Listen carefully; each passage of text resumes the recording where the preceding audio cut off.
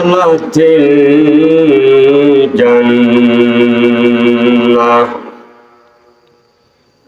সাদাকাল্লাহুল আযীম ওয়া সাদাকা রাসূলুহুন নাবিয়্যুল কারীম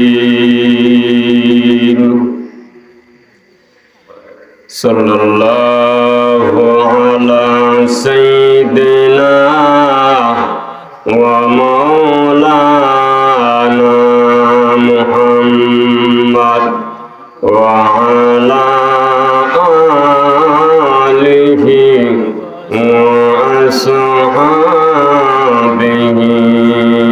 ওয়া সাল্লাম সাল্লাল্লাহু আলা সাইয়্যিদিনা ওয়া মাওলানা মুহাম্মদ ওয়া আলা আলিহি ওয়া আসহাবিহি ওয়া সাল্লাম কুজা কারুন কুজা ফিরআউন কুজা নমরুদ শুধু হামান কুজা শওকত কে আজ শাহদ কুজা তখতে সুলাইমান বলাগল উলা বেকামালিহি কশফত দুজা বিজমালিহি হাসনাত জামিউ খিসালিহি সাল্লু আলাইহি ওয়া আলিহি লা ইলাহা ইল্লাল্লাহ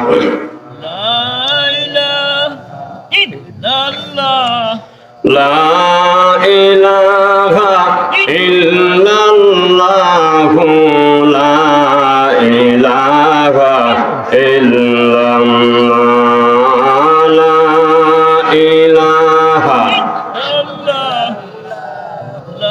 লা ইলাহা ইল্লাল্লাহ লা ইলাহা ইল্লাল্লাহ লা ইলাহা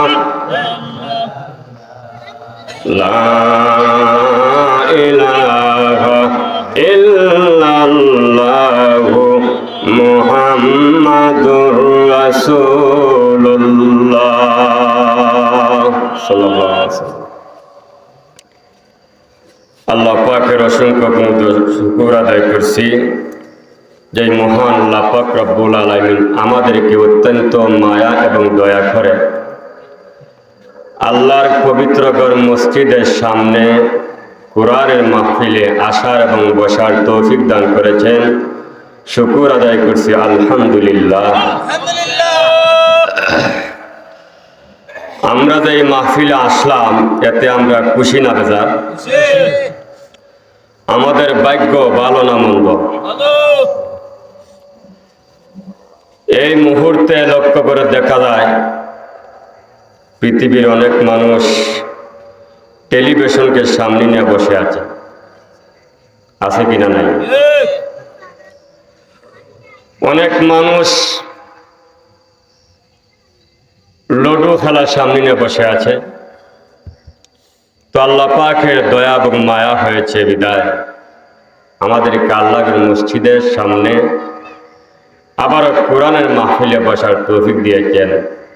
আবারও শুকর আদায় করছি আলহামদুলিল্লাহ রাব্বিল আলামিন। রাত্রে অনেক হয়ে গেছে, যদিও 9টা, কিন্তু শীতের রজনী অনেক লম্বা। আমিও বেশি সময় আলোচনা করব না ইনশাল্লাহ। আমি আপনাদের সামনে পবিত্র কোরআন শরীফের সূরাতুন নহলের 97 নম্বর আয়াতে করিমা তেলাওয়াত করেছি। রাসূল করিম সাল্লাল্লাহু আলাইহি সাল্লামের অসংখ্য হাদিসের ভান্ডার রয়েছে। 10 লক্ষ সহিহ হাদিস আছে। এতগুলো হাদিস থেকে আমি মাত্র একখানা হাদিসের অংশ আপনাদের সামনে তেলাওয়াত পাঠ করেছি। এই আয়াত এবং হাদিসকে সামনে রেখে কিছু আলোচনা উপস্থাপন করার চেষ্টা করব। যদি মহান আল্লাহ পাক রব্বুল আলামিন আমাকে তৌফিক দান করেন, ওমা তৌফিকি ইল্লা বিল্লাহ।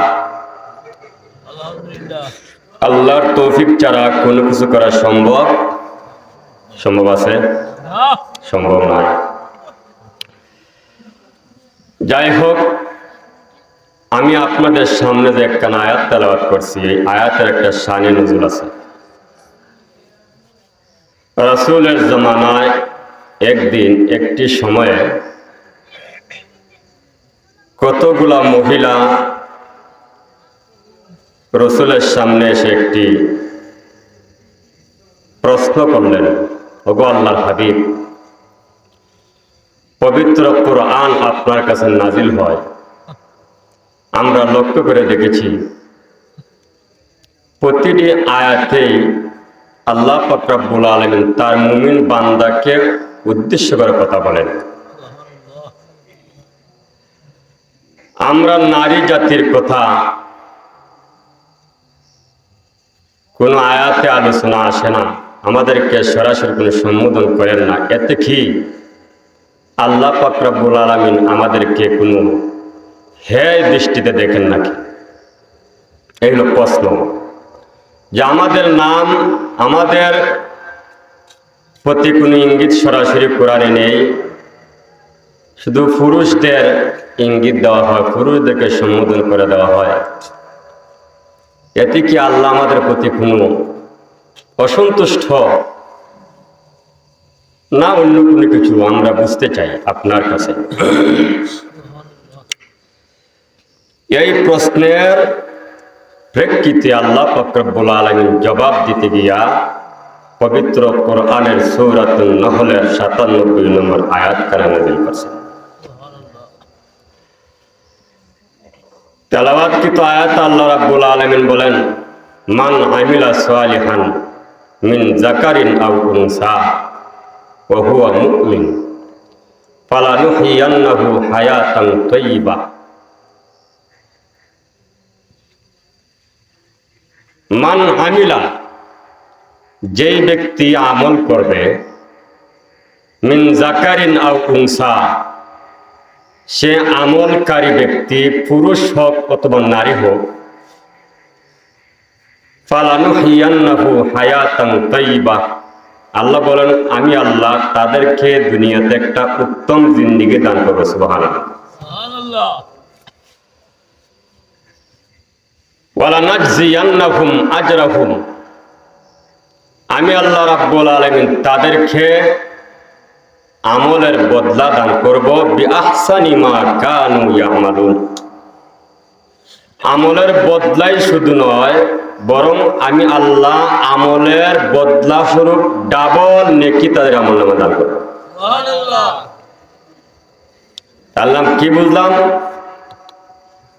নেক কাজ করলে শুধু একটি নেক কাজ করলে আল্লাহ একটি সওয়াব দেন না। আল্লাহ বলেন আমি আল্লাহ তাকে ডাবল সওয়াব দান করব। বিভিন্ন আয়াত আল্লাহ বলেছেন, ওয়াল্লাহু ইউযাইফু লিমান ইয়াশা, আমি আল্লাহ যাকে ইচ্ছা ডাবল নেকি দেই।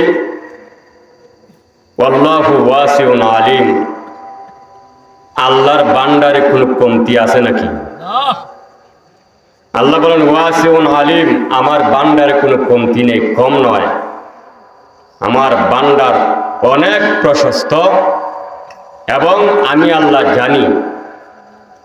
এই জানির মর্ম বুঝলেই আমরা বুঝতে পারবো কার আমলের সওয়াব আল্লাহ দ্বিগুণ দান করে। কোনো মানুষ যদি নামাজে দাঁড়িয়ে যায়, তখন আল্লাহ পাক রব্বুল আলামিন বলেন আমি সেই বান্দা এবং বান্দির সামনে এসে দাঁড়িয়ে যাই। আন তা'বুদাল্লাহা কান্নাকা তারাহু ফাইল্লাম তাকুন তারাহু ফাইন্নাহু ইয়ারাক। আমার নবী বিশ্বনবী মুহাম্মদ রাসূলুল্লাহ সাল্লাল্লাহু আলাইহি সাল্লাম 7 আসমান পাড়ি দিয়ে 7ম আকাশে সিদরাতুল মুনতাহা পাড়ি দিয়া 7ম আকাশ থেকে সিদরাতুল মুনতাহা আরো 7,500 বছরের রাস্তা। সুবহানাল্লাহ। সেই মুনতাহা পাড়ি দিয়া আরশে আজিম 70,000 নূরের পর্দা। আলহামদুলিল্লাহ। সেই নূরের পর্দা অতিক্রম করিয়া আমার হাবিব বিশ্বনবী মুহাম্মদ রাসূলুল্লাহ সাল্লাল্লাহু আলাইহি সাল্লামকে আমি আল্লাহর সাথে সাক্ষাৎ করেছি। আমার যেই মুমিন বান্দা এবং বান্দি 5 ওয়াক্ত নামাজ সঠিকভাবে আদায় করবে, আল্লাহ রাসূল এক হাদিস উল্লেখ করেছেন, as-সালাতু মি'রাজুল মুমিনিন। অথবা এই হাদিসের ব্যাপারে কিছু কিলোকাল রয়েছে।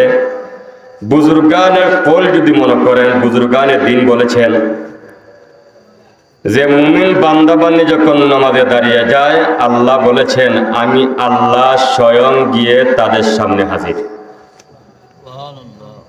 মুমিনের মেরাজ হচ্ছে 5 ওয়াক্ত নামাজ। বান্দা যখন নামাজে দাঁড়িয়ে গেল, ওই লোকটা আমি আল্লাহকে সন্তুষ্টের লক্ষ্যে দাঁড়াইল না কোন মানুষের সন্তুষ্ট অর্জন করার জন্য দাঁড়াইছে? জানেন কি না? কার জানেন না? আল্লাহ পাক রব্বুল আলামিন বলেন, আমার যে বান্দা আমি দেখব আমাকে সন্তুষ্ট করার জন্য ইখলাসের নিয়ত, ইখলাস অন্তরে নিয়ে খুলুসিয়তের সাথে আমি আল্লাহর সামনে দাঁড়িয়ে যাই, আমি আল্লাহ রাব্বুল আলামিন 5 ওয়াক্ত নামাজের বদলা আমি আল্লাহ তাকে 50 রাকাত নামাজের 50 ওয়াক্ত নামাজের দান করি। আলহামদুলিল্লাহ। মেরাজের রজনীতে আল্লাহ রাব্বুল আলামিন তার হাবিবকে 50 ওয়াক্ত নামাজ দিয়েছিলেন। মুসা আলাইহিস সালামের অনুরোধ ক্রমে শেষ পর্যন্ত কমাইতে কমাইতে 5 ওয়াক্ত নামাজ নিয়ে আসছেন। আল্লাহ রাব্বুল আলামিন তার হাবিবকে জানায় দিলেন, যেই ব্যক্তি 5 ওয়াক্ত নামাজ সঠিকভাবে আদায় করবে আমি আল্লাহ সেই বান্দা এবং বান্দিকে 50 ওয়াক্ত নামাজের সওয়াব দান করব। সুবহানাল্লাহ। কিন্তু নামাজটা হতে হবে একমাত্র আল্লাহকে সন্তুষ্টের জন্য, কোনো মানুষকে সন্তুষ্ট করার জন্য নাকি? মানুষকে সন্তুষ্ট করার জন্য নামাজ পড়ে না, আল্লাহকে। এক লোক গেছে বিয়ের বাড়ি বেড়াইতে। কার বাড়ি গেছে? কোন সময় নামাজ পড়েও না, কিন্তু বিয়ের বাড়ি যখন গেছে আসরের নামাজ পড়তে পড়তে 32 রাকাত ফিরে গেছে। আসরের নামাজ কয় রাকাত? 4 রাকাত সুন্নত জায়েদা আর 4 রাকাত ফরজ, মোট 8 রাকাত। কিন্তু ওই লোকটা পড়তে পড়তে পড়ছে 32 রাকাত। আল্লাহকে সন্তুষ্ট করার জন্যই না বিয়াই আর বিয়ানকে দেখানোর জন্য? তাহলে সেই যেই লোকটা বেআইন এবং বেআইকে দেখানোর জন্য 32 রাকাত পড়ল, কিন্তু আমার আল্লাহকে সন্তুষ্ট করার জন্য 8 রাকাতই যথেষ্ট, ঠিক কিনা? সেজন্য আল্লাহ রাব্বুল আলামিন বলেন, আমার কোন বান্দা এবং বান্দি যদি নেক আমল করে, পুরুষ হোক মহিলা হোক, আমি আল্লাহ রাব্বুল আলামিন তাদেরকে ডাবল সওয়াব দান করি। আমি আজকে আপনাদের সামনে বিশেষ করে আমার মা বোনদেরকে নিয়ে কিছু আলোচনা করব। আমার মা বোনদেরকে নামাজের প্রতি উৎসাহিত করা, আমলের দিকে উৎসাহিত করা, এই উদ্দেশ্য নিয়ে কিছু আলোচনা করব। এতক্ষণ আপনারা উভয়েরই আলোচনা শুনেছেন, আমি একটু বেশি আলোচনা করব মা বোনদেরকে নিয়ে। এতে আপনারা বেজার হবেন? কারণ মা বোন যদি ভালো হয়ে যায়, সমাজ ভালো হয়ে যায়, ঠিক কিনা? মা বোনদের চরিত্র যদি সুন্দর হয়, তার গর্বের সন্তান সেও সুন্দর হয়ে যায়, তার চরিত্র সুন্দর হয়। হাদিসের মধ্যে পাওয়া যায়, একটা সন্তান তার মার গর্ভে যখন ধারণ করে, দুনিয়াতে ভূমিষ্ঠ হওয়ার পরে মার পায় 99 ভাগ গুণ চরিত্র, আর বাপের মাত্র পায় 1 ভাগ। তাহলে আদর্শ সন্তান পাইতে হলে আদর্শ মার প্রয়োজন আছে কিনা নাই? অনেকেই বিভিন্ন জায়গায় এসে আমাদেরকে বলে, হুজুর দোয়া করুন, আমার ছেলেটা বিভ্রান্তি পড়ে গেছে, বিভ্রান্ত হয়ে গেছে, নামাজ রোজা নেই, আমল আখলাক ভালো না। এই সময় যদি হই বলে তার মা কেমন ভালো, তাহলে তো বেচারা রাগও করতে পারে, ঠিক কিনা? সেজন্য আজকে আমি মা বোনদেরকে নিয়ে কিছু আলোচনা করব। মা বোন যদি চরিত্রবান হয়ে যান, আদর্শ সমাজ, আদর্শ সন্তান জন্ম নিবে। আর আদর্শ সন্তান যখন জন্ম হয়, এই সমাজটা আদর্শবান হয়ে যায়। এর মধ্য থেকে একজন মার কথা আলোচনা করি, যিনি নাম হচ্ছে হযরত রাবিয়াতুল বসরি, যিনি আল্লাহর অত্যন্ত প্রিয় একজন বান্দি ছিলেন, যিনি প্রথম জমানায় ছিলেন একজন মুনিবের গোলাম, একজন মালিকের গোলাম। মালিকের ঘরে থাকতেন, মালিকের কাজকর্ম উনি করতেন, মালিকের খেদমত করতেন। উনার প্রতি মালিক অত্যন্ত সন্তুষ্ট ছিল, উনার কাজকর্ম আমল আখলাক দেখে অত্যন্ত সন্তুষ্ট ছিল। ওই মালিকের আরো কয়েকজন বান্দি ছিল, সেবিকা ছিল। কোন সমাজে যদি কোনো মানুষ ভালো হয়ে যায়, মানুষ তাকে ভালো মনে করে ভালোবাসে, দেখবেন আরেকটা মানুষ তার পিছনে লেগে যায়, ঠিক কিনা? এই যে আমার পাশে বসা আমাদের শ্রদ্ধেয় বর্তমান ভারপ্রাপ্ত চেয়ারম্যান সাহেব, আমি ওনার অনেক গুণগান শুনেছি, যার পরিপ্রেক্ষিতে আল্লাহ পাক রব্বুল আলামিন ওনাকে একটা সম্মানের আসনে অধিষ্ঠিত করেছেন। উনি সমাজে বিভিন্ন দাফে বিভিন্ন ভাবে কাজ করে যাচ্ছেন। সমাজের মানুষ ওনার প্রতি সন্তুষ্ট, কিন্তু দেখবেন কয়েকজন মানুষ ওনার বিরোধিতাও করতে বাধ্য হয়ে যায়। ভালো মানুষের দাম সমাজে সবার কাছে থাকে না। রাবিয়া বসরি উনি খুব ভালো আমল আখলাক চরিত্রবান ছিলেন। ওনার কাজকর্ম দেখে মালিক সন্তুষ্ট, ওনার কাজের মধ্যে কোনো ফাঁকিযোগী নেই। কিন্তু আরো যারা বান্দি ছিল, ওদের কাজের মধ্যে বিভিন্ন সময়ে মালিক বিভিন্ন ফাঁকি ঝুঁকি টের পেয়ে কিছু আর নজরে তাকাইত।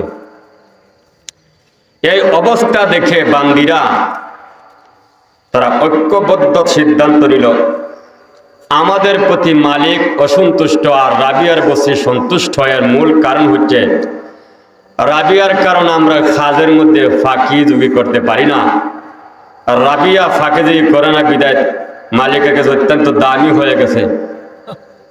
এই রাবিয়াকে যদি আমরা এখান থেকে সরাইতে পারি, তাহলে আমরাই মালিকের কাছে অত্যন্ত ভালো হয়ে যাব, মালিকের নিকট আন্তরিক হয়ে যাব। একদিন তারা একটা ষড়যন্ত্র করলো, ষড়যন্ত্র। সবাই মিলিত হয়ে রাবিয়া বসরির আড়ালে আয়সা বলতেছে, বাদশাহ, রাবিয়া গভীর রজনীতে উনাকে আলাদা রুম দিয়েছেন। সে গত রজনীতে তার রুম থেকে কোথায় যেন একটি পর পুরুষের সাথে তার সম্পর্ক। সে প্রতিদিন সেখানে যায়, আবার ফজরের আগে এসে রুমে ঘুমিয়ে যায়। আপনি এই বিষয়টা একটু তদন্ত করে দেখবেন। আমরা আপনাকে জানাই দিলাম। বাদশাহ মনে মনে ভাবলেন, প্রকাশ করলেন না, রাবিয়া বসরি তো এমন মানুষ না, সে তো সব দিকে বিশ্বস্ত, সতীত্ব দিকে, চরিত্রের দিকে সে খুব ভালো, কাজকর্মের দিকে সে খুব মনোযোগী, প্রত্যেকটা কাজ তার কামা হক সহ আদায় করে। আচ্ছা ঠিক আছে, তোমরা যেহেতু আমাকে একটা কথা নলেজে দিয়েছ, আমি একটু তদন্ত করে দেখব। মুনিব গভীর রজনীতে রাবিয়া যেই রুমে থাকে, ওই রুমের কাছে গিয়া কান লাগাইয়া শুনে রাবিয়া বসরি আল্লাহর দরবারে মুনাজাতে কান্না শুরু করছে। হ্যাঁ প্রভু, পৃথিবীর মানুষের অধিকাংশ মানুষের প্রভু হলো একজন, আর আমি রাবিয়ার প্রভু হলো দুইজন। পৃথিবীর মানুষেরা তুমি প্রভুর বন্দী সারাটা জীবন সারাক্ষণ করতে পারে, 24 ঘন্টা করতে পারে, কিন্তু আমি রাবিয়া বসরি 24 ঘন্টা তোমার বন্দী করতে পারি না। আমার হলো আরেকজন মুনিব আছে, যার গোলামি আমি করে, যার কাজ আমি করি, উনার কাজ কর্ম সারাদিন করে। রাত্রে গভীরের সময় আমি সামান্য সময় আপনার বন্দুকে লিপ্ত হয়ে যাই, আপনার পরিপূর্ণ হক আমি আদায় করতে পারি না। মাবুদ গো, মেহরবানি করে আমাকে মাফ করে দিন, আমি আপনার দরবারে ক্ষমা প্রার্থনা ছাড়া কোনো উপায় না।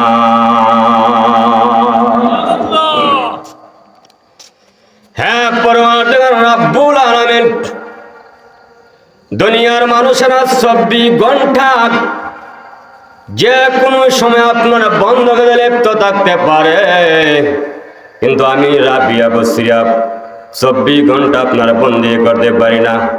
গভীর রজনীতে সামান্য সময় মানুষ যখন ঘুমায় যায়, তখন আমি কিন্তু ঘুমাই না।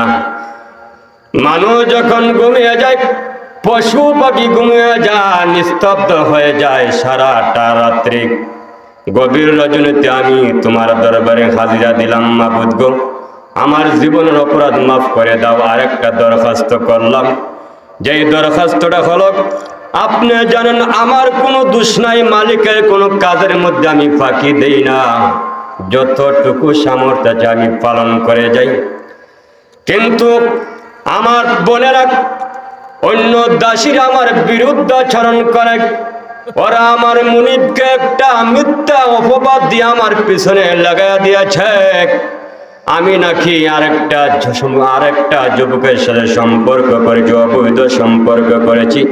আমি নাকি গভীর রজনীতে আমার রুম থেকে বের হয়ে আমি তার কাছে চলে যাই। আপনি তো জানেন আমি নির্দোষ, আমি এরকম কোনো পাপ করি নাই। হ্যাঁ পরমাধিকার, আমি আপনার দরবারে একটা দরখাস্ত করব, মেহেরবানি করে আমি যে নির্দোষ, আমি যে কোনো অন্যায় করি নাই, এই নির্দোষটা প্রমাণ করার জন্য আপনি মুনিবের দরবারে আমি রাবিয়া দরখাস্ত জানাইলাম।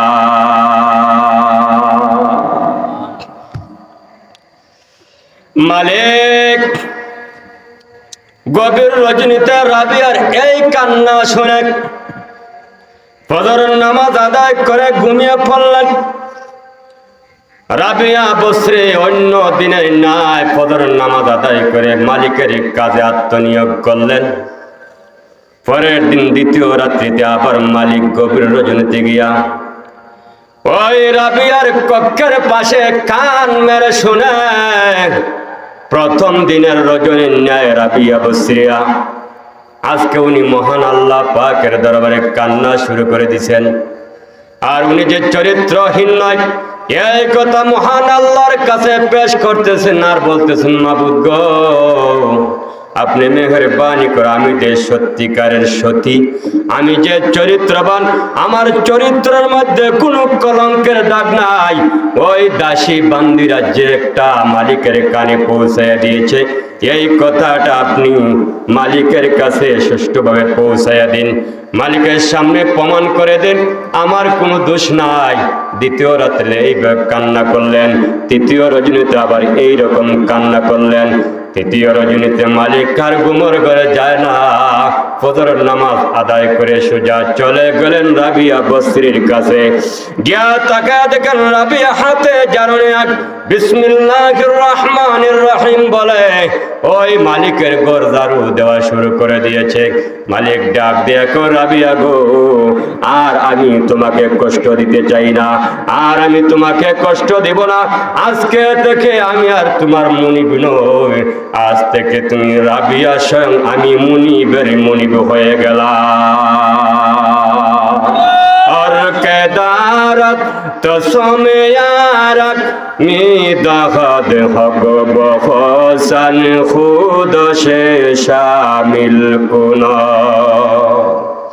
ওই রাবিয়া বিসমিল্লাহ বলে যখন ঝাড়ু দেওয়া শুরু করলো, মহান আল্লাহ রাব্বুল আলামিন এর বদৌলতে বরকতে রাবিয়া বসরির নামটা আল্লাহর বিশেষ বিশেষ ওলিদের খাতায় লেখা দিয়েছে। আউলিয়ার কার উকবা ইখতিয়ার কাজাহিলারা কার দুনিয়া ইখতিয়ার জাউলিয়ারা কার উকবা ইখতিয়ার জাহিলারা কার দুনিয়া ইখতিয়ার। আমার বন্ধুরা, রাবিয়ার সহ্য হয়ে গেলেন, ব্যাপার বুঝলাম না মালিক, প্রতিদিন আপনার ডিউটি করার জন্য বের হয়ে যায়, কোনো আপত্তি জানালেন না, কিন্তু আজকে কেন গো আপত্তি করলেন? মালিক ডাক দেখো রাবিয়া গো, এক এক করে আমি 3টি রজনীতে তোমার কক্ষে গিয়া আমি কান মেরে শুনেছি তোমার সমস্ত আহাজারি। আর 2 নম্বর কথা হইল, আমি একটা ছিদ্র দিয়া তাকায় দেখি আকাশ থেকে তোমার রুমের ভিতরে তোমার মাথার উপরে আল্লাহর পক্ষ থেকে একটা নূর পৌঁছে গেছে। ভাইয়ের আমার, সেই রাবিয়া ডাক দেব, রে আমার মালিক, আমি আজকে থেকে তোমার দাসী কেন থাকবো না? মালিক ডাক দেয়া করে, রাবিয়া আজ থেকে আমি মালিক হইয়া তোমার মুনিব হয়ে তোমার গোলাম হয়ে গেলাম। আজকে থেকে বাকি জিন্দগির জন্য আমি মালিক তোমাকে আজাদ করে দিলাম।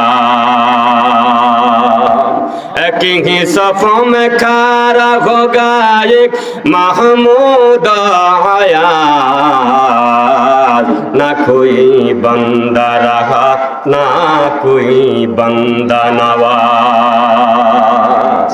और রাবিয়া, আজকে থেকে আমি তোমাকে আজাদ করে দিলাম। হ্যাঁ রাবিয়া, তুমি ইচ্ছা করলে আমার বাড়িতে বাকি জীবন কাটিয়ে দিতে পারো। 2 নম্বর হইল, ইচ্ছা করলে তুমি আমার বাড়ি থেকে অন্যত্র পৌঁছতে পারো। আমি তোমাকে সাদরে ইস্তেকবাল জানাইয়া, স্বাগতম জানাইয়া তোমাকে বিদায় অভ্যর্থনা দিতে পারি।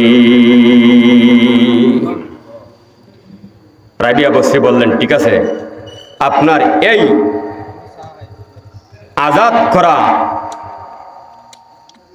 অত্যন্ত শুকরিয়া আদায় করে আল্লাহর দরবারে, এবং আপনাকে আমি ধন্যবাদ জানাই। আপনার শুকুর আমি আদায় করতে পারবো না। হে আমার মালিক, আমি আপনার এই দরখাস্ত কবুল করলাম, মেহেরবানি করে আপনি আমাকে অন্য জায়গায় যাওয়ার একটা ব্যবস্থা করে দিন।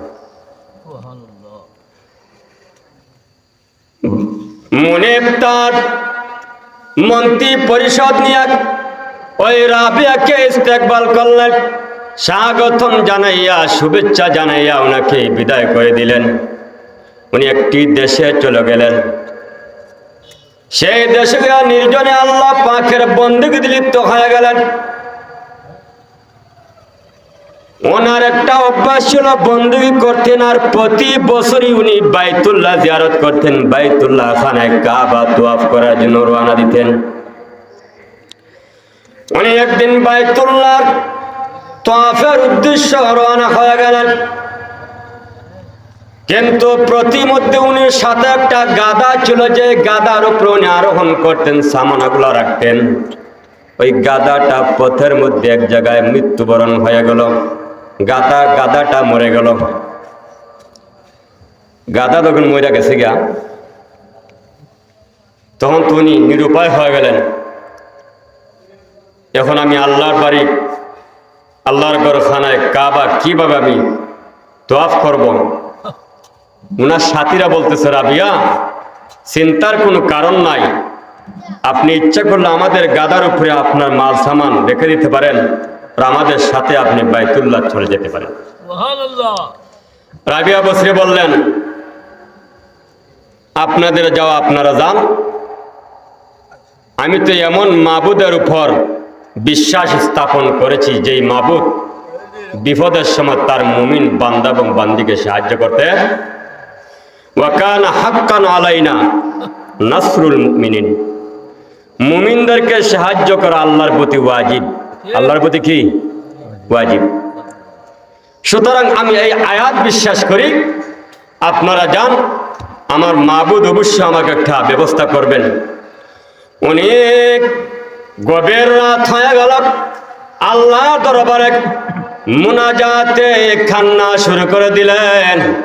যেই গভীর রজনীতে মহান আল্লাহ রাব্বুল আলামিন প্রথম আসমানে এসে ডাক দিয়ে বলেন, হাল মিন সাইলিন হাল মিন মুস্তাগফিরিন হাল মিন মুবতালিয়ান, আসুনি কোন গুনাহগার, আমি আল্লাহর কাছে চারে বান্দা, আমি আল্লাহর কাছে চাইতে দেরি হয়, আমি আল্লাহ তোর ডাকে জবাব দিতে একটা সেকেন্ড দেরি করি না। যে মুহূর্তে ডাক দিয়ে আল্লাহ তার বান্দার ডাক শুনে, সেই গভীর রজনীতে মরো প্রান্তর বাড়িঘর নাই, নির্জন এলাকা বাড়িঘর নাই। এই মুহূর্তে যখন গভীর রজনীর ডাক দিছে, এমনি চোখ খুলে তাকায় দেখে মৃত গাদাটা জিন্দা হয়ে গেছে। কাদির কুদরত দারেক খরচে খাহি আকুনি মুর্দারা যা হাম তো বখশে, মুর্দারা যা হাম তো বখশে, জিন্দারা বেজা কুনি। মুর্দাকে জিন্দা করার ক্ষমতা আল্লাহর আছে না নাই? বার আমার ওই গাদাটা জিন্দা হয়ে গেল। রাবিয়া গাদার উপর সওয়ার হইয়া আল্লাহ রাব্বুল আলামিনের মেহমান হইয়া খানায়ে কাবা তওয়াফ করা শুরু করে দিয়েছেন। হ্যাঁ আমার মা বোন, আমি আপনাদের কাছে একটা আবেদন, আপনারা যদি সেইভাবে রাবিয়ার মতো আল্লাহ পাকের প্রতি বিশ্বাস স্থাপন করতে পারেন, তাওয়াক্কুল রাখতে পারেন, ভরসা রাখতে পারেন, তাহলে আমি বিশ্বাস করি গো, আপনারাও একদিন রাবিয়ার মতো হইতে পারেন। যেরকম ঠিক কিনা? রে আমার মা বোনেরা, আপনারা 5 ওয়াক্ত নামাজ আদায় করবেন। 5 ওয়াক্ত নামাজের সাথে যদি ফরদা পুশিদা পালন করতে পারেন, তাহলে আপনাদের মর্যাদা রাবিয়ার মতো হতে পারে, এতে কোনো সন্দেহ আসেনি? অনেকে মনে করে রাবিয়ার মতো আমি কেমনে হইমু? রাবিয়া যে কোরআন আমল করে আল্লাহ ওয়ালি হয়েছে, সেই কোরআন এখনো আসেনি না নাই? আসেনি? যেই বিধান পালন করে রাবিয়া আল্লাহর ওলি হয়েছে, এই বিধান এখনো আছে কিনা নাই? কিন্তু আমলের অভাব। সেজন্য আল্লাহ বলেন, মান আমিলা, যেই ব্যক্তি আমল করে, মিন সালিহান মিন যাকারিন আও উনসা, যদি তুমি পুরুষ হও নারী হও এতে কোনো আপত্তি নাই, আমল যদি করো রে, আমি আল্লাহ তোমার আমল নামায় ডাবল সওয়াব দান করি। তো আমাদের আমল রবা। আমার মা বোনদের কাছে আমার আবেদন হইল, আল্লাহর হাবিব হাদিসের মধ্যে উল্লেখ করেছেন, ইজা সাল্লাত খামসাহা, ইজা সাল্লাত খামসাহা, মহিলাদের 4টা গুণ উল্লেখ করেছেন। ইজা সাল্লাত খামসাহা, যদি কোনো নারী 5 ওয়াক্ত নামাজ পড়তে পারে, ওয়া সামাত শাহরাহা, রমজানের 30 বা 29টা রোজা রাখতে পারে, ওয়া আহসানাত ফারজাহা, নিজের সতীত্ব রক্ষা করতে পারে, সতীত্ব রক্ষার ব্যাখ্যা হলো দুইটা।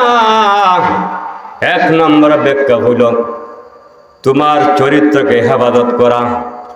দুই নম্বর হইল যাদের বিবাহ হয়েছে বিবাহিতা তাদের স্বামীর আনুগত্য করা, স্বামীর কথা অনুযায়ী চলা। ও আতাত বালা বলা হয়েছে তুমি যদি তোমার স্বামীর অনুসরণ করতে পারো, যদি স্বামী তোমাকে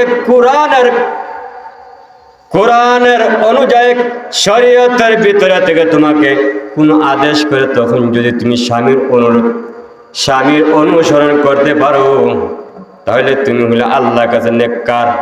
এক নম্বর হলো 5 ওয়াক্ত নামাজ যদি আদায় করতে পারো। কয়েকটা নামাজ?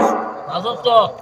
2 নম্বর হলো ওয়াসামাত শাহরাহা, রমজান মাসের রোজা যদি রাখতে পারো। 3 নম্বর হইল ওয়াহাসানাত ফারজাহা, তুমি যদি তোমার সতীত্বকে হেফাজত করতে পারো। 4 নম্বর হলো ওয়াতাআত বালাহা, তুমি যদি তোমার স্বামীর অনুসরণ করতে পারো।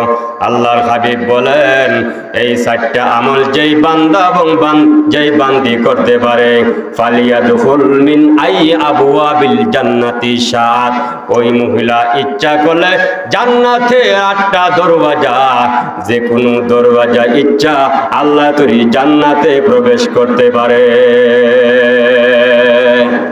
और केदारत खौफ हक दर दिल मुदम जन्नतुल मावाद खदूरा मुकाम जन्नत दो ज़खो से या रब क्या करो आर जो खाए मैं तुझे देखे हा करो। ও আমার মা বোনেরা, যদি এইভাবে 4টা আমল করতে পারো, 1 নম্বর হলো 5 ওয়াক্ত নামাজ যদি সঠিকভাবে আদায় করতে পারো। এই 5 ওয়াক্ত নামাজের বলে আমাদের মা বোনদের একটা গাফলতি আছে, বলতাম নি? জোহরের নামাজের টাইম যখন নাকি শেষ পর্যায়ে আসরের কাছাকাছি হয় তখন ফার্ম শেষ হয়, ঠিক না বেঠিক? যখন আজান শুরু হয়েছে, এই আজান থেকে নিয়ে একটা ওয়াক্ত আছে, জোহরের আসরের একটা ওয়াক্ত আছে কিনা নাই? মাগরিবের একটা ওয়াক্ত আছে, এশার একটা ওয়াক্ত আছে। কিন্তু এশার নামাজ একটু লেটে হলে কোনো সমস্যা হয় না। ফজর নামাজ একটা ওয়াক্ত আসেনি না নাই? সেই ওয়াক্তটা আমাদের মহিলার বেলা অত্যন্ত একটা অলসতা অভ্যাস। দেখবেন জোহরের আজান পড়ছে 1:15 মিনিটে, এখন থেকে মহিলা কাজ শুরু গেছি।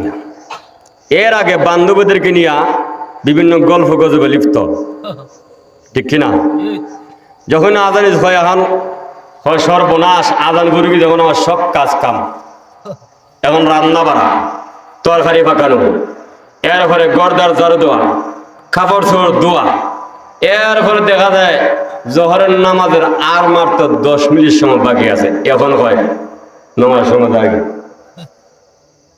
আল্লাহ রসুল যে বলছেন ইজা সাল্লাত খামসাহা, মহিলাদের বেলা বলছেন যে 5 ওয়াক্ত নামাজ তুমি যদি সঠিকভাবে আদায় করতে পারো, পুরুষ মোটামুটি টাইম মতো করে, কিন্তু মহিলারা এ ব্যাপারে অত্যন্ত অলস।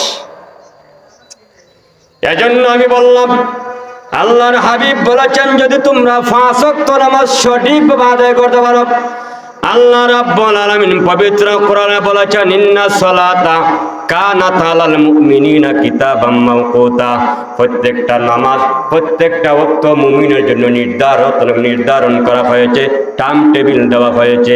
এই টাইম টেবিল মতো যদি বান্দা আদায় করতে পারো, আমার মা বোনেরা আদায় করতে পারো, আল্লাহর হাবিব বলেছেন তোমার ইচ্ছা হইল, মহান আল্লাহ তোমাকে ইচ্ছা দিয়েছেন, ঐচ্ছিক ইচ্ছা দিয়েছেন তোমার উপর। তোমার ইচ্ছা হইল তুমি জান্নাতের 8টা দরওয়াজা আছে, ওই 8টা দরওয়াজার যে কোনো দরজা দিয়া জান্নাতে প্রবেশ করা তোমার জন্য সহজ। অন্য হাদিসে আল্লাহ রাসূল বলেছেন আইয়ুমা ইমরাতিন মাতাত ওয়া যাওজুহা আনহা রাদিন দাখালাতিল জান্নাত, কোন নারী যদি মারা যায়, কোন মহিলা যদি মারা যায়, এমন অবস্থায় মারা গেল তার স্বামী তার প্রতি সন্তুষ্ট, তার স্বামী তার প্রতি সন্তুষ্ট। আল্লাহর হাবিব বলেন দাখালাতিল জান্নাহ, ওই লোকটা জান্নাতি। সুবহানাল্লাহ বলবেন না? এক লোকের আছে একটা স্ত্রী খুব খারাপ, এরকম খারাপ স্ত্রী মানে আমাদের সমাজে নাই। যারা বালা পাইছেন আলহামদুলিল্লাহ, যারা বালা হইছেন না, আমি আশা করি আজকের ওয়াজে ভালো দিতে গেল। আপনারা কি বলেন? জি। এক স্ত্রী আছিল, স্বামীর কথা একদম শুনতো না, অথচ আল্লাহ রসুল বলেছেন ওয়াতা বালহা, স্বামীর অনুসরণ করে, স্বামীর কথা মানো। সে ঘটনাক্রমে একদিন নদীর কাটে গেছে, গোসল করবে, আর পানিতে ডুববে মারা গেছে। লোকেরা এসে বলতেছে ও অমুক, তোমার স্ত্রী তো মারা গেছে নদীর কাটে। ও আলহামদুলিল্লাহ, কেটা হয়? আপনারা মানুষ করলে আলহামদুলিল্লাহ কই না ইন্নালিল্লাহ কই, কিন্তু ওই লোকটা কি হয়? আলহামদুলিল্লাহ।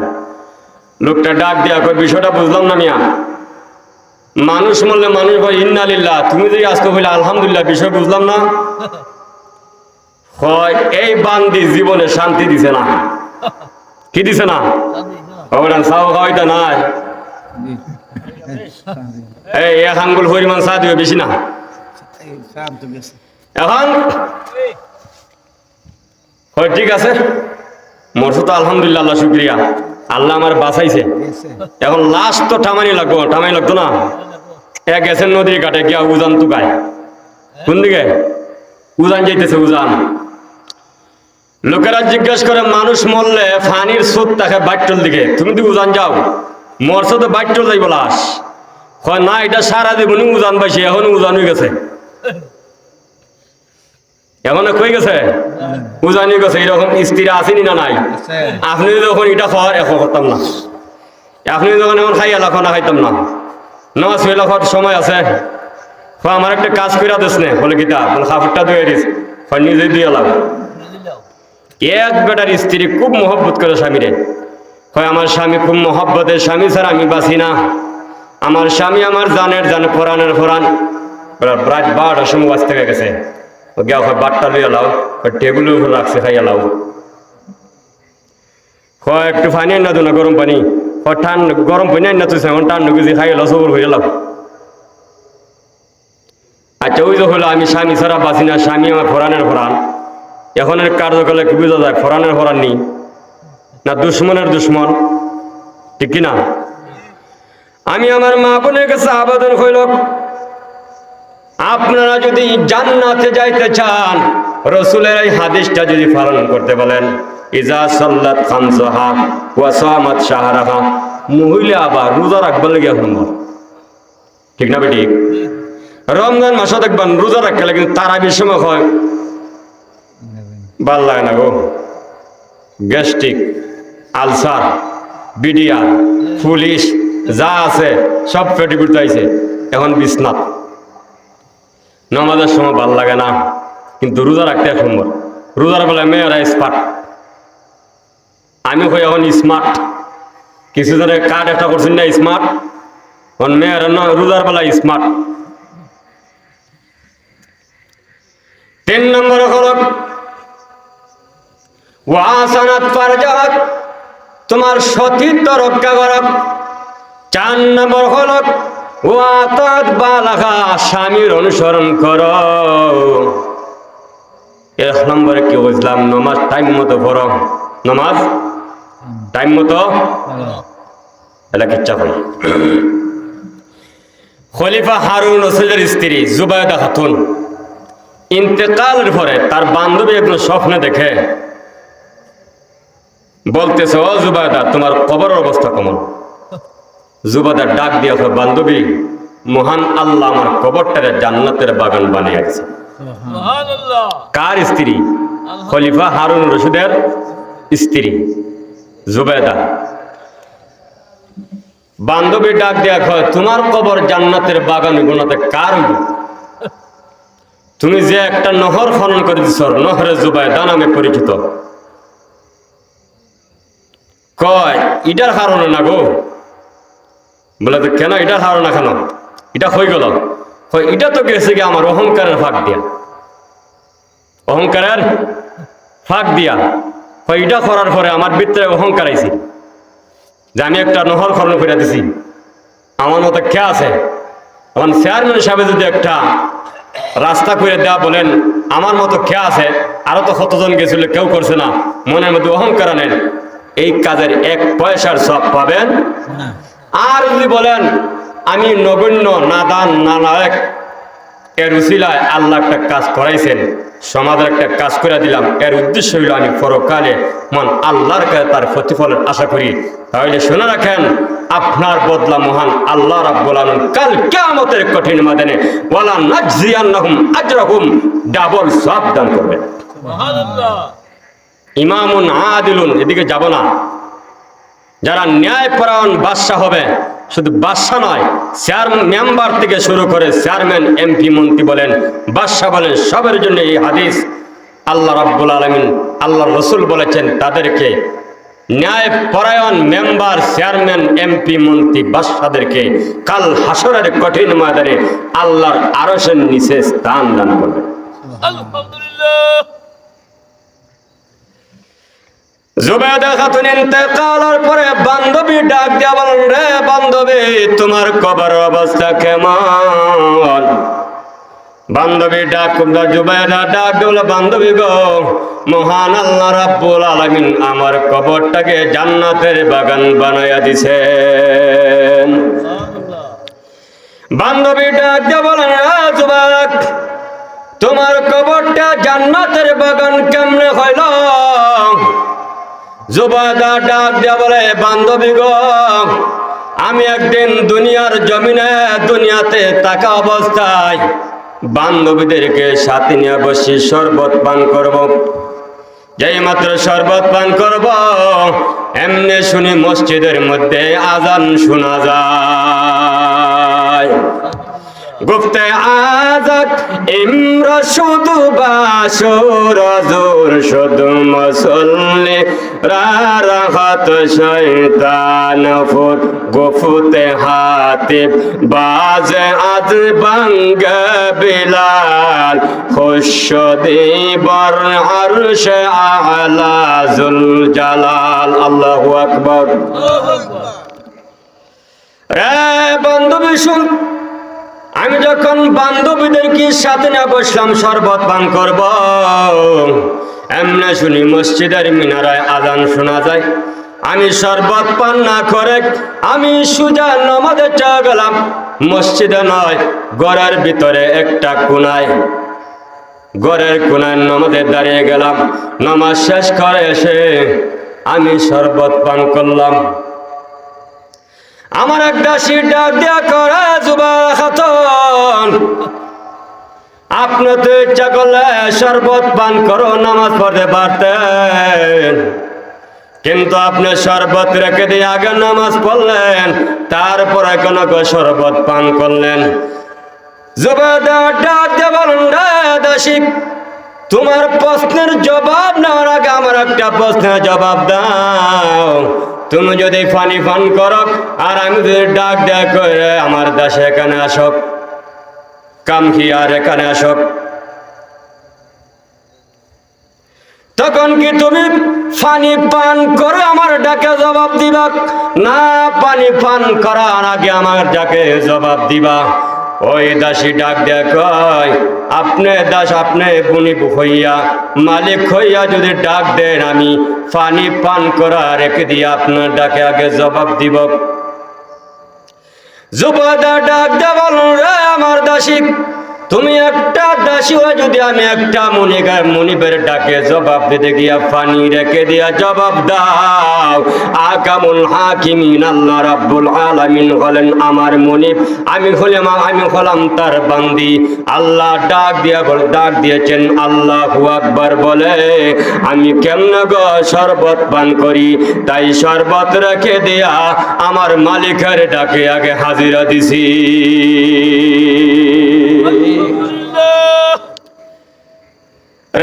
আমার দাসীরা শুনাক, এই আমলটা মহান আল্লাহ রাব্বুল আলামিনের কাছে কবুল হয়ে গেছে, পছন্দনীয় হয়ে গেছে। এই কারণে কাল কিয়ামতের মাঠে মহান আল্লাহ রাব্বুল আলামিন আমাকে ডান হাতে আমলনামা দিবেন, আর কবরে যাবার সাথে সাথে আমার কবরটাকে মহান আল্লাহ জান্নাতের বাগান বানায়া দিছে। তাহলে কি বুঝলেন?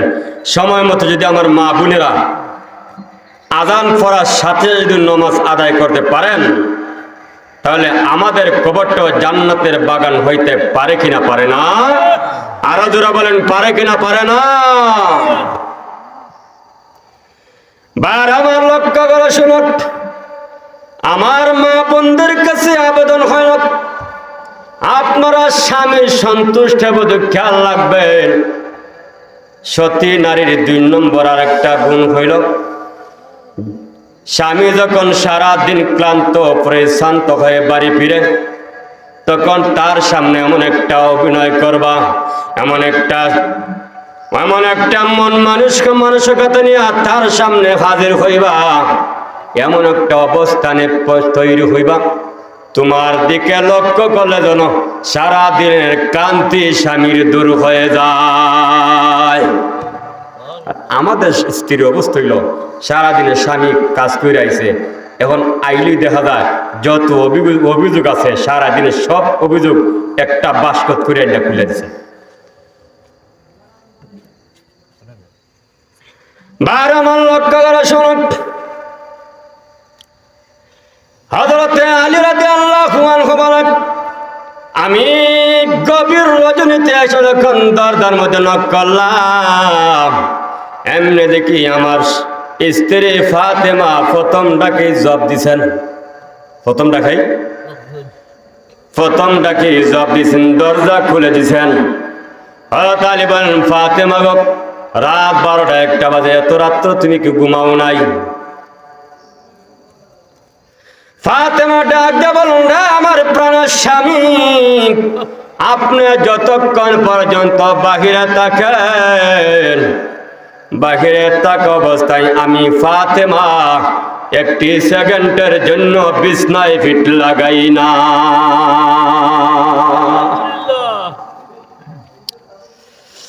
হযরত আলী ডাক দিয়ে বলুন, রে ফাতেমা, আমি তো জিন্দগিতে তোমাকে কোনোদিন আপত্তি করি নাই, কোনোদিন তোমাকে দমক দেয় নাই, তোমাকে কোনোদিন কষ্ট দিই নাই।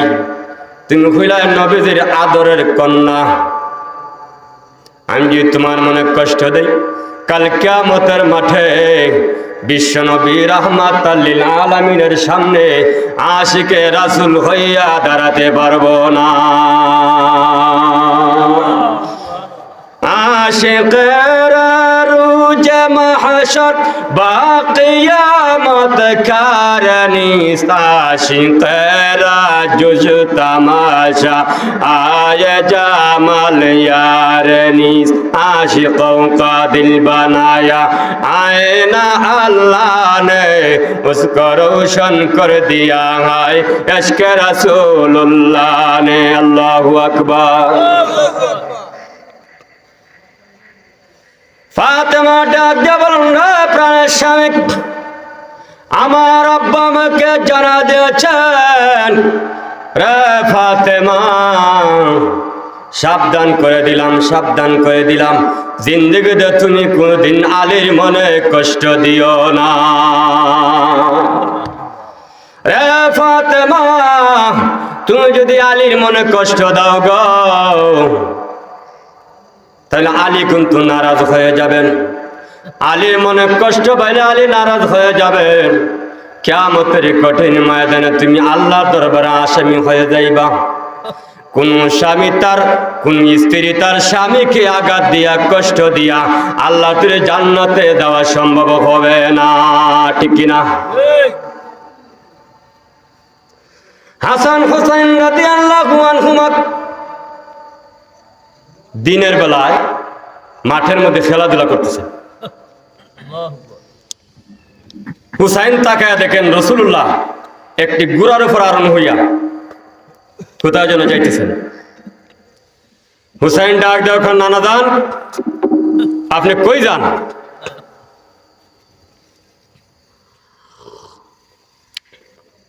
রাসূল বলেন যুদ্ধে যাইতেছি। আমাদের বাড়িতে গেছিলেন? না, যাই নাই। কেন যাবেন না? বলে না, যাব না। বলে কেন যাবেন না?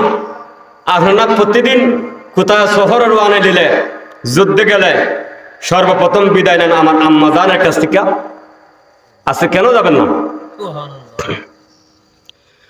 আল্লাহ নবী ডাক দিয়া বলেন, রে হুসাইন, আমি শুনেছি তোমার মা নাকি আলীর মনে কষ্ট দিয়েছে, আঘাত দিয়েছে। যতক্ষণ পর্যন্ত ফাতেমা আলীর মন জয় না করবে, আলী ফাতেমার প্রতি খুশি না হবে, আমি রাসূল তোমাদের বাড়িতে যাব দূরের কথা, এর ভিতরে যদি তোমার মা ফাতেমা মারা যায়, আমি বিশ্ব নবী তোমার মার জানাজায় শরীক হব না। ও আমার মা বোনেরা, লক্ষ্য করে শুনুন, স্বামীর দাম কত। আল্লাহর রাসূল বলেছেন, যদি আল্লাহ ছাড়া পৃথিবীতে কাউকে সেজদা দেওয়ার হুকুম থাকতো, তাহলে আমি বিশ্ব নবী প্রত্যেকটা স্ত্রীকে তার স্বামীকে সেজদা দেওয়ার হুকুম করতাম। সুবহানাল্লাহ বলবেন না? কিন্তু রাসূলুল্লাহর শরীয়তে আল্লাহ ছাড়া কাউকে সেজদা দেওয়া জায়েজ, সেই জন্য আমি দিলাম না। এই কথা বলে রাসূল কি বুঝাইলেন? ও পৃথিবীর মা বোনেরা, আল্লাহর পরে তোমাদের কাছে সবচাইতে সম্মানের বস্তু হচ্ছেন তোমাদের স্বামী, ঠিক কিনা? এবার আসুন শেষের দিকে জায়গা। একজন নেককার মহিলার একটা কিচ্ছা হইয়া লইতাম নি, কিচ্ছা শেষ, ওয়াজ শেষ। মা বোনেরা নেককার কেমন হয়, কতটুকু এই ইতিহাস, অতীতের অনেক ইতিহাস পাওয়া যায় মা বোনদের ব্যাপারে। মা বোনেরা আল্লাহর ওলি হয়েছেন। রাবিয়া বসরি প্রথম যুগে উনার একটা বিয়ে হয়েছিল, স্বামী মারা গেছেন। স্বামী যখন মারা গেছেন, হাসান বসরি মনে মনে ভাবলেন, আমার পক্ষ থেকে বিয়ার প্রস্তাব দিয়া দেখি। আয়েশা প্রস্তাব দিলেন, রাবিয়া, আমি তোমাকে বিবাহ প্রস্তাব দিলাম। রাবিয়া বললেন, 60টা প্রশ্নের জবাব দিতে পারলে বিবাহ বসব। 1 নম্বর, কবরে যখন যাইব, মন কান্না খেয়ে আমাকে 3টা প্রশ্ন করবে। মার রাব্বুকা ওয়া মা দীনুকা মান হাযার রাজুলুল্লাযী বুইসা ফীকুম। এই প্রশ্নের জবাবটা দিতে পারবো কিনা? বলি এটা তো পরকারী বিষয়, সেই সম্বন্ধে আমি বলতে পারবো না। 2 নম্বর হইল কিয়ামতের কঠিন ময়দানে আল্লাহ রাব্বুল আলামিন একদল মানুষকে ডান হাতে আমলনামা দিবেন, আর একদলকে বাম হাতে দিবেন। আমি রাবিয়াকে মহান আল্লাহ কোন হাতে দিবেন? বলে তাও বলতে পারি না। কয়টা গেল? 3 নম্বরে হইল ফুলচিরাতের ব্রিজটা পার হইতে সময় নিচে থাকবে জাহান্নামের আগুন। এইভাবে আকরা দেওয়া, কি দেওয়া? আকরা দেওয়া। সেই ফুলচিরাতের ব্রিজটা কত বড়? চুল হইতে চিকন হবে, কোর হইতে দার। আমার উম্মত গুনাহগার গো কেমনে হবে পার? চুলের চাইতে চিকন হবে, কোরের চাইতে দার। আমরা সবাই গুনাহগার, কেমনে হবে পার? রাবিয়া ডাক দিয়া বলল, হাসান বসরি, এই ফুলচিরাতের ব্রিজটা আমি পার হতে পারবো কিনা? যদি আমাকে তুমি একটা লাইসেন্স দিতে পারো, শিওর দিতে পারো, তাহলে আমি তোমার কাছে বিয়ে বসতে পারি। এটাও আমার দেওয়া সম্ভব না। কয়টা গেল? 4 নম্বর হইল আল্লাহ রাব্বুল আলামিন কিয়ামতের কঠিন ময়দানে ঘোষণা দিয়া দেবেন। একদল লোককে বলল জান্নাতে চলে যাও, আর একদল লোককে বললেন জাহান্নামের আগুনে চলে যাও। সেই সময় আমি রাবিয়া আল্লাহর হুকুম পালন করতে গিয়া জান্নাতে যাব না জাহান্নামে যাব, কোন দলে যাব? এটাও বলতে পারি না। রাবিয়া ডাক দেওয়া হাসান বসরি রে, এই 60টা প্রশ্নে, এই 60টা বিভীষিকাময় গাটির চিন্তায় চিন্তিত হইয়া রাবিয়া বসরি বিবাহের স্বাদ আমি বলে গিয়েছি।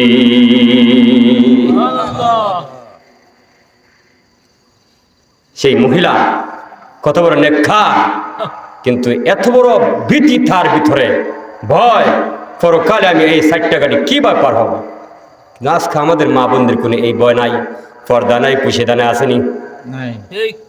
রাস্তাঘাটে মা বোনদেরকে পাওয়া যায় না, যায় না। আগে বোরকা ছিল না, তারপরে পর্দা ছিল, ঠিক কিনা? আমাদের মা চাচিরা দেখতাম বোরকা নাই, কিন্তু যেই 12 হাত শাড়ি পরতেন সারা শরীর দেখা দেখতেন। কিন্তু এখন বোরকা আছে ঠিক, রসুল বলেছেন নিসাউন কাসিয়াতুন আরিয়াতুন মুমিলাতুন মাইলা, এই বোরকা পরিহত অবস্থায় মহিলাকে উলঙ্গ দেখা যায়, ঠিক কিনা? ব্যাখ্যা করব না। আব্দুল্লাহ ইবনে মুবারক রাহমাতুল্লাহি আলাইহি বলেন, আমি হজের কাজ সম্পূর্ণ করে এক জায়গা দিয়ে অতিক্রম করলাম, তাকে দিকে একজন বৃদ্ধা মহিলা বসে আছেন। বৃদ্ধা মহিলা, জীবিত নয়, উনার শরীরে রেশমি একটা বুরখা, আবার এর উপর আর একটা চাদর, বুরকা আবার চাদর। আমি মহিলাকে এই জায়গায় একা অবস্থা থেকে সালাম করলাম, আসসালামু আলাইকুম ওয়া রাহমাতুল্লাহ। মহিলা কোরআনের একটা আয়াত আমাকে শোনা দেয়া সালাম উত্তর দিলেন, সালামুন কাওলাম মির রাব্বির রহিম, আল্লাহর পক্ষ থেকে তোমার প্রতিও সালাম। আব্দুল্লাহ মুবারক ডাক দিয়ে বলেন, মাগো আপনি এখানে বসে কি করছেন? আপনি এখানে কেন বসে আছেন? মহিলা বলেন, মাইয়ুদলিলিল্লাহু ফালা হাদিয়া লাহ, আল্লাহ যাকে পথ বুলাইয়া দেন তাকে পথের সন্ধান দেওয়ার মতো কেউ তাকে, আল্লাহ যাকে গুমরা করেন তাকে হেদায়েত করার কেউ থাকেন না। মহিলা বুঝাইতে চাইলেন, আমি বাবা রাস্তা হারাই ফেলছি। রাস্তা কোরআনের আয়াত দিয়া বলতেছে, বাংলা কোনো কথা নাই, মাতৃভাষা আরবিতে কোনো কথা নাই, কোরআনের ভাষা। আব্দুল্লাহ ইবনে মুবারক রাহমাতুল্লাহি আলাইহি মারক, এই জায়গায় আপনি কতদিন ধরে বসে আছেন? মহিলা কোরআনের আয়াত দিয়া জানা দেন, সালা সালায়ালিন সাওয়িয়া, আমি এই জায়গায় পূর্ণ 3টি রাত ধরে বসে আছি। সুবহানাল্লাহ। কয়টি দিন? 3টি দিন। আব্দুল্লাহ ইবনে মুবারক বলেন, এখানে তো কোনো পানির ব্যবস্থা দেখছি না, আপনি কি দিয়া ওযু করেন, নামাজ পড়েন? মহিলা কোরআনের আয়াত দিয়া জবাব দেয়, ফাইল্লাম তাজিদু মাআন ফাতায়াম্মামু সাইদান তাইয়্যিবা, যখন তুমি পানি পাবা না তখন তুমি মাটি দিয়ে তায়াম্মুম করে নিও। 1 মাইলের ভিতরে যদি পানি পাওয়া না যায় তখন মাসআলা হইল তায়াম্মুম করণ। কি করণ? তায়াম্মুম। 1 মাইলের ভিতরে থাকলে তায়াম্মুম চলবনি। আব্দুল্লাহ ইবনে মুবারক রাহমাতুল্লাহি আলাইহি বলেন, আপনি এখানে কি খেয়ে থাকেন? আপনার কাছে তো কোনো খাবারের ব্যবস্থা দেখি না। মহিলা ডাক দিয়া কয়, হুয়া ইউতুমুনি ওয়া ইয়াসতিন, তিনি আমাকে খাওয়ায়া থাকেন, তিনি আমাকে পান করায়া থাকেন, তিনি কে? আল্লাহ। আরো জোরে বলেন, কে? আল্লাহ। আব্দুল্লাহ ইবনে মুবারক বলেন, আমার কাছে কি খাবার আছে? আমি আপনার কিছু খাবার দিয়ে আপনি মেহরবানি করে খাবারগুলো খেয়ে নিন। মহিলা বলেন, আমি তো রোজা। আতিম্মুস সিয়ামা ইলাল লাইল, উনি জবাব দিলেন, আতিম্মুস সিয়ামা ইলাল লাইল, তোমরা যখন রোজাদার হও তখন তোমরা রোজাটাকে রাত্র পর্যন্ত পুরা করে নিও। আমরা তো রোজা রাখি কখন ভাঙ্গি? রাত্র হইলে। সূর্য ডুবলো হয় রাত্র, রাত্র শুরু হয়, আর সূর্য উঠার সাথে সাথে দিন শুরু হয়, ঠিক কিনা? মহিলা কোরআনের ভাষায় বলতেছেন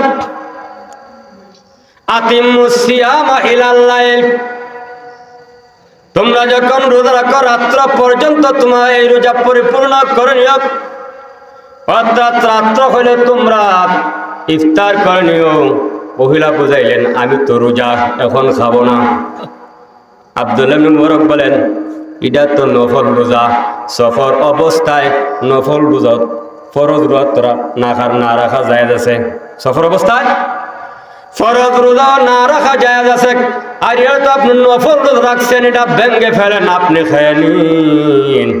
মহিলা ডাক দেয়া বলেন ওয়ামান তাতাওয়া খাইরান ফাইন্নাল্লাহা শাকিরুন আলিম। আল্লাহু আকবার। কত যে সওয়াব যদি তোমরা জানতে, তাহলে তোমরা নফল বন্দি করাটাই ভালো মনে করতে। মহিলা বুঝাইলেন যদি আমি নফল রোজা রেখেছি, এইটা রাখার মধ্যে তো অনেক সওয়াব, সুতরাং যে কাজে সওয়াব হয় সেই কাজ আমি চাইরা লাভ নাই। আব্দুল্লাহ মুবারক ঠিক আছে আপনি রাখেন। হ্যাঁ মা, আপনার বাড়ি কোথায়?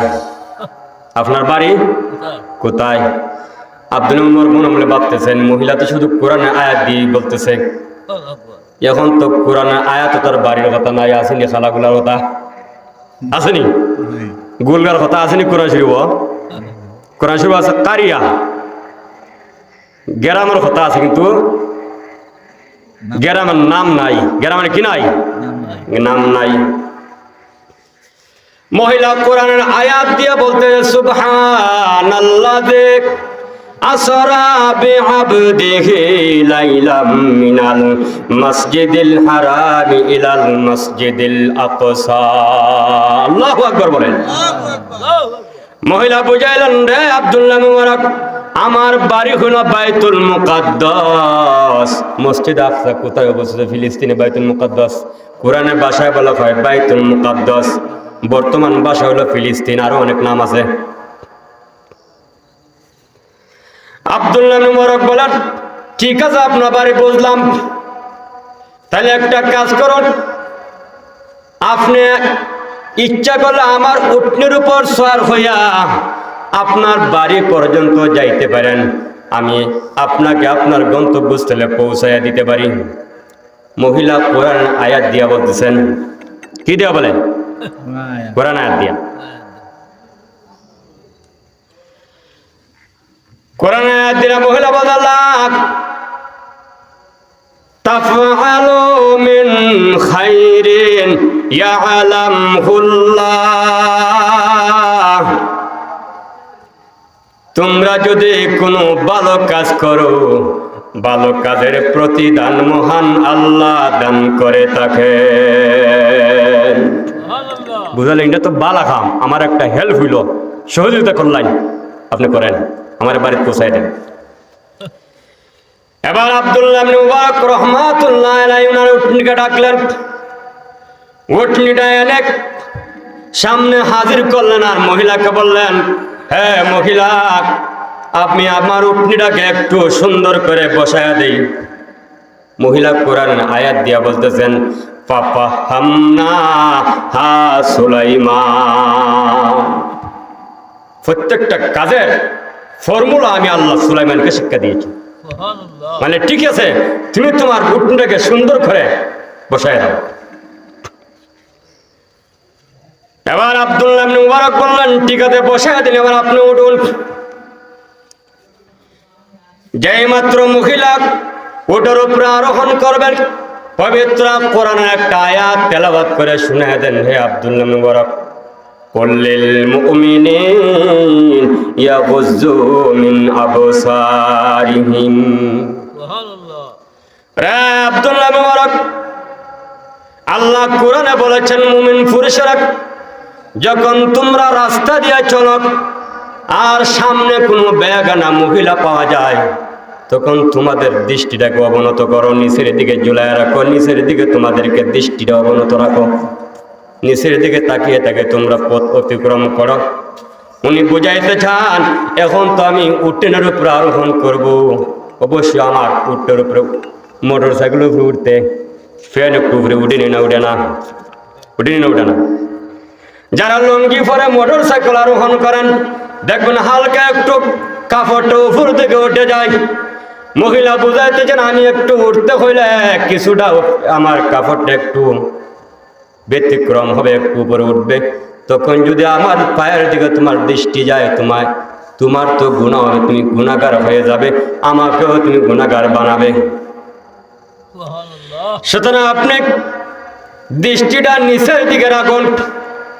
আব্দুল্লাহ ইবনে মুবারক বলেন ঠিক আছে আমি দৃষ্টি নিচের দিকে রাখলাম। এবার মহিলা উটনির উপর আরোহণ করবেন।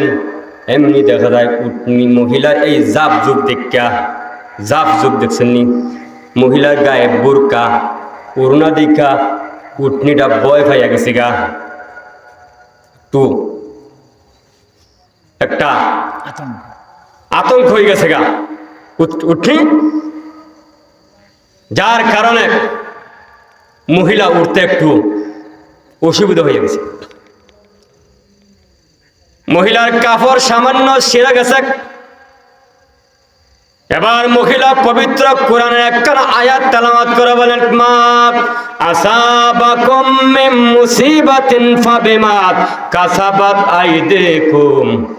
দুনিয়াতে যত বিপদ আসে না কেন সবগুলা মানুষের হাতের কামাই।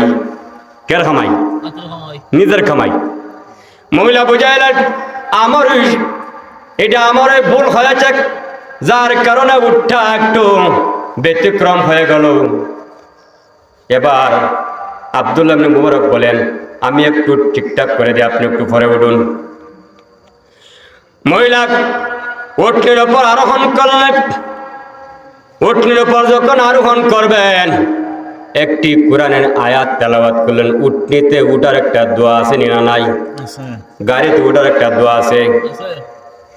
একটা হলো ইঞ্জিল যুক্ত একটা নুরানির মধ্যে পাওয়া যায়, মাদ্রাসার মধ্যে নুরানি ছাত্ররা পড়ে। ইঞ্জিল যুক্ত আর ইঞ্জিল মুক্ত। একটা গাড়ি আছে ইঞ্জিল যুক্ত আর একটা আছে ইঞ্জিল মুক্ত। উডের মাঝে ইঞ্জিল আছে নি, গোড়ার মাঝে ইঞ্জিল আছে, দেখো ইঞ্জিল মুক্ত। আর আপনি সিএনজিতে উঠলেন, মোটর সাইকেলে উঠলেন, বাসে উঠলেন, এটা হলো ইঞ্জিল যুক্ত। যখন আপনি ইঞ্জিল যুক্ত গাড়িতে উঠবেন তখন বলবেন আলহামদুলিল্লাহ সুবহানাল্লাযী সাখারা লানা হাযা ওয়া মা কুন্না লাহু মুকরিনিন ওয়া ইন্না ইলা রাব্বিনা লামুনকালিবুন। মহিলা যখন ইঞ্জিন মুক্ত গাড়িতে উটনির মধ্যে সর হইলেন, সর হওয়ার সাথে সাথে দোয়াটা বললেন সুবহানাল্লাযী সাখারা লানা হাযা ওয়া মা কুন্না লাহু মুকরিনিন ওয়া ইন্না ইলা রাব্বিনা লামুনকালিবুন। এর অর্থ হচ্ছে যে মহান আল্লাহ রাব্বুল আলামিন আমাদেরকে এই বাহনটাকে আয়ত্তাধীন করে দিয়েছেন, যাকে আয়ত্ত করার ক্ষমতা কোনো মানুষের ছিল না।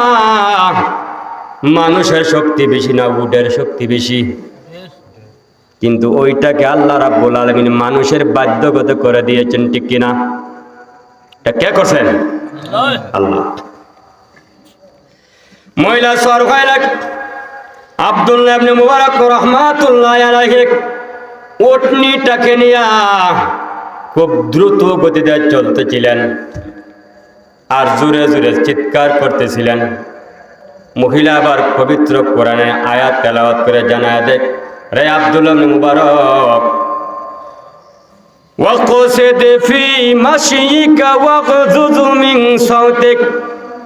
আল্লাহ পবিত্র কোরআনে বলেছেন তোমরা ধীরে ধীরে হাঁটো এবং তোমাদের আওয়াজকে ছুটু ছুটু করে তোমরা কথা বলো, জোরে সুরে করে তোমরা কথা বলো না।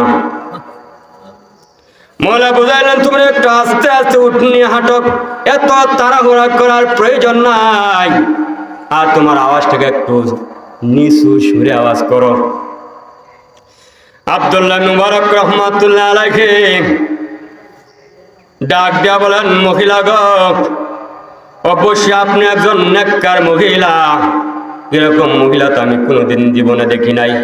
মহিলা কোরআনের আয়াত তেলাওয়াত করে জানায় দেয়, ওয়ামা ইয়াযাক্কারু ইল্লা উলুল আলবাব, যারা প্রকৃত জ্ঞানী তারাই মহান আল্লাহর হুকুম পালন করতে বাধ্য থাকে। যারা জ্ঞানী তারা আল্লাহর হুকুম মানতে কি থাকে? বাধ্য থাকে। এবার উটনিকে নিয়ে সামনে অগ্রসর হলেন।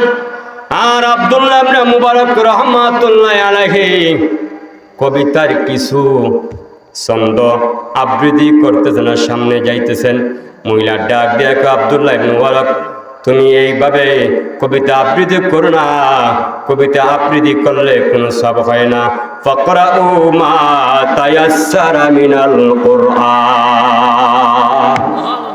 রে আব্দুল্লাহ ইবনে মুবারক, তুমি কবিতা পড়ে লাভ নাই, তুমি পবিত্র কোরআনের যে আয়াত কানা তোমার সহজ লাগে সেই সহজ আয়াত থেকে তুমি তেলাওয়াত করে আমাকে শোনাও। আমার আবার আব্দুল্লাহ মুবারক কবিতা আবৃত্তি বন্ধ করলেন আর পবিত্র কোরআনের আয়াত তেলাওয়াত করে সামনের দিকে অগ্রসর হলেন। রাস্তা অতিক্রম করতে শুরু করলেন। কিছুক্ষণ যাওয়ার পরে বলতেছেন, মহিলা গো, তোমার স্বামী আসেনি? কি আসেনি? মনে মনে উদ্দেশ্য হইল, এত বড় নেককার একজন মহিলা, যদি স্বামী না থাকে আমি না ওই বিয়ে হইয়া নিলাম। আব্দুল্লাহ ইবনে মুবারক রাহমাতুল্লাহ আলাইহি এই কথার জবাবে ওই মহিলা পবিত্র কোরআনের কানা আয়াত তেলাওয়াত করে শোনা দিলা, তাসআলু আন আশিয়া ইন তুবদালাকুম তাসুকুম। এমন বিষয়ের পিছনে তোমরা লাগিও না যেই বিষয়ে প্রকাশ করলে তোমাদের মনে খারাপ লাগতে পারে। কারণ এইগুলা তুমি প্রশ্ন করার বিষয় না, এগুলা জানার তোমার কোনো দরকার। যদি হই আমার স্বামী মরে গেছে গা, মনে তো অবশ্যই একটা ধাক্কা লাগবো, হারে স্বামীটা মরে গেল গা, তুমি বিয়া হরবাই পরে আর না, আমি বিয়া বসলাম না বিয়া হরতা, ঠিক না? আব্দুল্লাহ ইবনে মুবারক রাহমাতুল্লাহ আলাইহি লজ্জা পেয়ে গেলেন। উনি ক্ষমা প্রার্থনা করলেন, ক্ষমা চাইলেন, মাগো আমার ভুল হয়ে গেছে, আমাকে মাফ করে দেন, আমি আর এমন প্রশ্ন আপনাকে করব না। মহিলা পবিত্র কোরআনের সূরা ইউসুফের আয়াত তেলাওয়াত করে জানায় দিলা, তাসরিবা আলাইকুমুল ইয়াউম। এর অর্থ হচ্ছে ইউসুফ পয়গম্বর যখন 10 ভাইয়ের সাথে সাক্ষাৎ হয়েছিল ওই মিশরের খাদ্য গুদামে, 10 ভাই 11 ভাইয়ের সাথে যখন সাক্ষাৎ হয়েছিল, তারা দেখে লজ্জা পেয়ে গেল। আমাদের ভাই দিয়ে দেখা যায় ইউসুফ, তারা মনে মনে লজ্জিত হয়ে গেল আর ক্ষমা প্রার্থনা করল। ইউসুফ আলাইহিস সালাম পবিত্র কোরআনের ভাষা, যেই ভাষা মহান আল্লাহ কোরআনে নাজিল করে দিলেন, ইউসুফ আলাইহিস সালাম তখন বলেছিলেন, লা তাসরিবা আলাইকুমুল ইয়াউম, আজকের দিনে তোমাদের বিরুদ্ধে আমার কোনো অভিযোগ নাই। মহিলা ডাক দেয়া করে, আব্দুল্লাহ মুবারক, তোমার বিরুদ্ধে আমার কোনো অভিযোগ নাই, তোমাকে মাফ করলাম, আল্লাহ তোমাকে মাফ করে দেন। এবার আব্দুল্লাহ ইবনে মুবারক রাহমাতুল্লাহ আলাইহির সামনে রওনা। কিছুক্ষণ যাওয়ার পরে দেখলেন সামনে একটা দল দেখা যায়, কাফেলা দেখা যায়।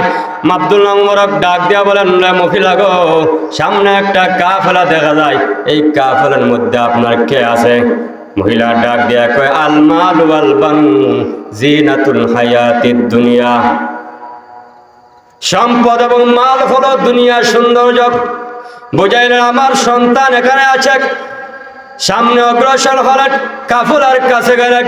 আব্দুল্লাহ মুবারক বলেন, রে মা, এই কাফেলার মধ্যে আপনার কে আছে? সন্তানদের নাম কি বলুন? মহিলা ডাক দিয়া কয়, এই কাফেলার মধ্যে আমার 3 জন সন্তান আছে। একজনের নাম হলো ওয়াত্তাখাযাল্লাহু ইব্রাহিমা খালিলা ওয়া কাল্লামাল্লাহু মূসা তাকলিমা, ইয়া ইয়াহইয়া খুযিল কিতাবা বিকুওয়া। মহিলা বুঝাইতেছেন একজনের নাম হলো ইব্রাহিম, আর একজনের নাম হলো মুসা, 3 নম্বর জনের নাম হলো ইহিয়া। ওরা হলো আমার সন্তান। আব্দুল্লাহ ইবনে মুবারক রহমাতুল্লাহ আলাইহি ডাকতে শুরু করলেন। এমনি তাকায়া দেখেন কিছুক্ষণের মধ্যে 3 জন সুন্দর ফুটফুটে সন্তান ওনার সামনে এসে হাজির হয়ে গেছে। মহিলা ছেলেদেরকে নিয়ে আব্দুল্লাহ ইবনে মুবারককে নিয়ে বসলেন, আর ছেলেদেরকে বললেন, ফাবাসু আহাদাকুম বিওয়ারিকুম হাযিহি ইলাল মাদিনাতি ফালয়ানজুর আইয়ুহা আযকা তুআমান। সন্তানেরা, তোমাদের মধ্যে থেকে একজন বাজারে চলে যাও। এর অর্থ হচ্ছে বাজারে চলে যাও, বাজার থেকে পবিত্র খানা এনে আমার সামনে হাজির করে দাও। এমনি সময় একজন ছেলে দাঁড়িয়ে গেলেন, বাজার থেকে কিছু খাদ্য আনলেন, ফল ফ্রুট এনে আব্দুল্লাহ ইবনে মুবারকের সামনে হাজির করে দিলেন। মহিলা বার পবিত্র কোরআন একখানা আয়াত তেলাওয়াত করে বলেন, কুলু ওয়াশরাবু হানিআম বিমা আসলাফতুম ফিল আইয়ামিল খালিয়া।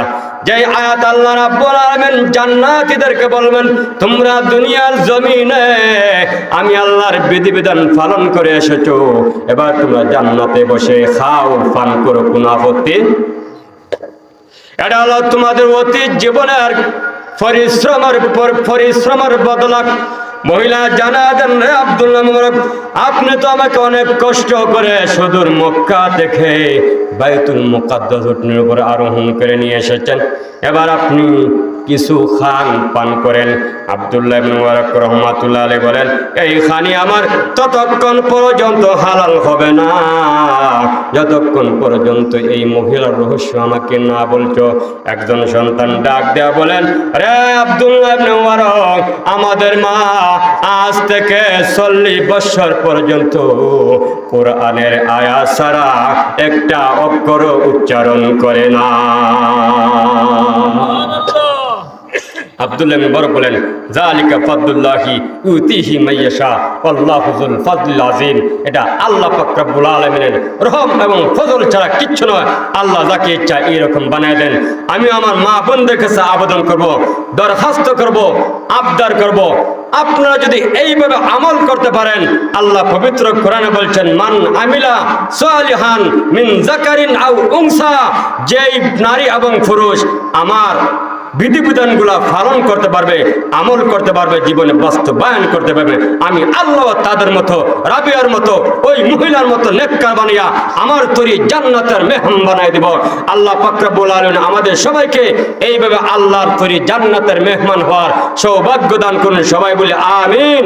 ওয়া আখির দাওয়ানা আনিল হামদুলিল্লাহি রাব্বিল আলামিন। এখন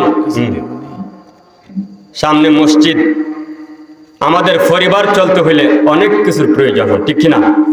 একটা ফ্যামিলি চলতে হইলে অনেক টাকার প্রয়োজন, অনেক কিছুর প্রয়োজন হয়।